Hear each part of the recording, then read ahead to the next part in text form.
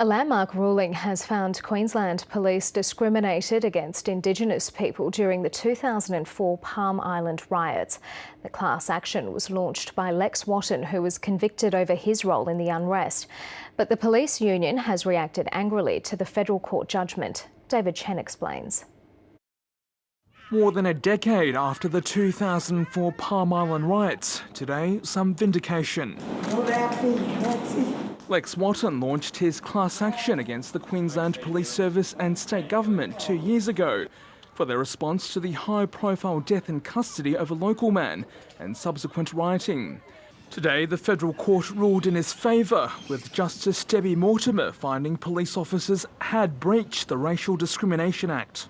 Failing to treat Senior Sergeant Christopher Hurley as a suspect in the death of Cameron Doomadgee. It is the first time in Australian history where an entire Indigenous community, virtual town, has taken the state government to court over what it alleges to be racist treatment. Mr Wotton, who was convicted of leading the 2004 riots, says he's pleased with the outcome. I was very overwhelmed, I suppose.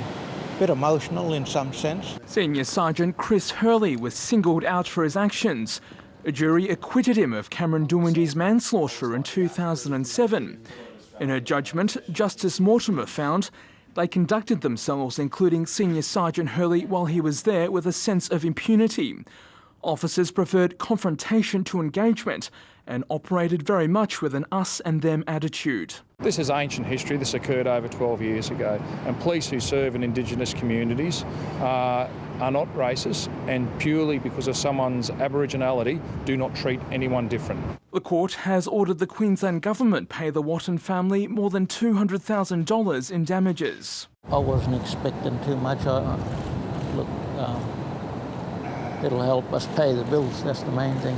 The Wottons had also asked for an apology from the Queensland Police Service, but that demand wasn't granted.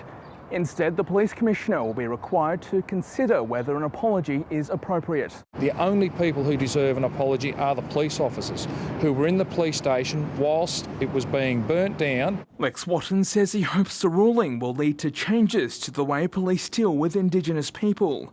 Both the Police Commissioner and state government will consider the judgment carefully. David Chen, ABC News, Townsville.